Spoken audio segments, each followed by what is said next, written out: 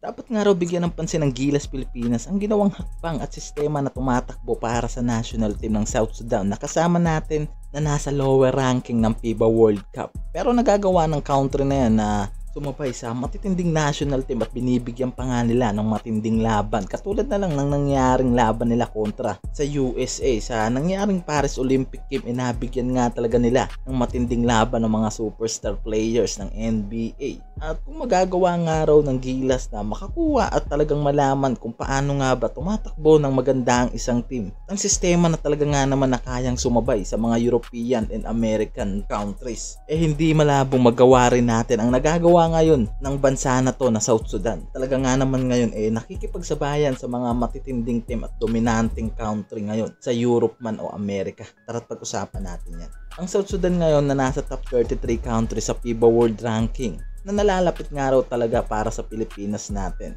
At talaga nga naman na hindi nagkakalayo ang senaryo para sa atin sa bansang South Sudan. Sa kabilang banda nasa top 37 FIBA ranking nga tayo. Pero paano nga ba nagagawa nga raw ng South Sudan na makipagsabayan sa mga matitinding countries na nasa high ranking level ngayon tulad ng France, Serbia, United States at iba pa na kung tutuusin nga raw isa ito sa pinakamahinang bansa na na-qualified ngayon dito sa Paris Olympic Games. Isipin mo ba naman kasi 12 teams na napabilang itong South Sudan ngayon malaking achievement nga raw yan para sa bansa na yan dahil mula 1960 hindi na rin nga raw nakatikim yan ng Paris Olympic Game. Halos dekada na nga rin daw ang inabot ng mga ito. Same scenario sa atin na nasa lower ranking pagdating sa Olympics and FIBA Games. Pero nagagawa nga raw ng South Sudan na sumabay kahit na wala ring mga sikat at talaga nga naman ang matitinding player na kapaloob sa lineup na yan ng South Sudan nagagawa pa rin nga raw ng mga yan na makapasok pagdating sa semis, mapa-Olympic o FIBA Games man yan. Na isang araw sa napakahirap gawin pagdating sa ating Gilas Pilipinas na isang araw sa expectation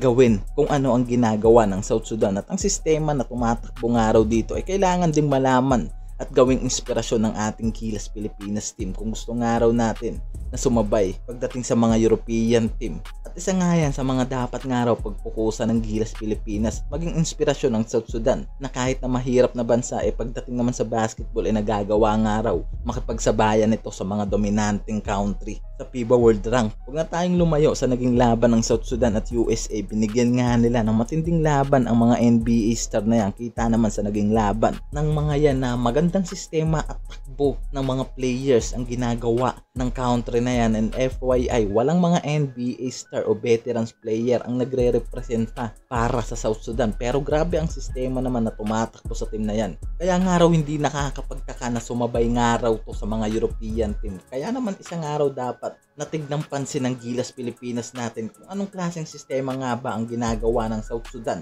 para sumabay sa mga matitinding country levels na yan dito sa Olympic Games.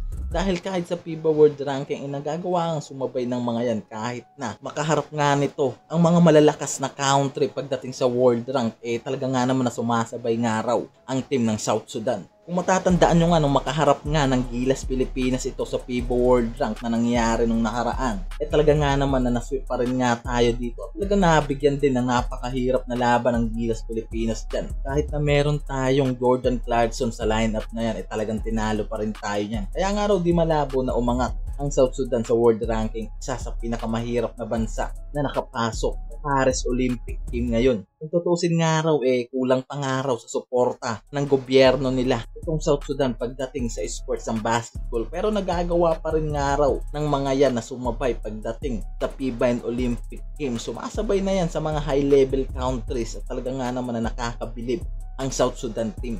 Kaya naman kung mapag-aaralan nga raw ng Gilas ang sistema na tumatakbo sa team na yan, kahit wala tayong solid and high level players magagawa rin nga raw natin makipagsabayan sa mga matitinding team sa Europe League. At kung nagawa nga raw ng bansang South Sudan ngayon na makipagsabayan sa mga susunod nga raw hindi rin malabo na magawa natin yan na makipagsabayan pagdating sa mga Europe and America's country na alam natin mga dominanting mga bansa pagdating sa basketball world.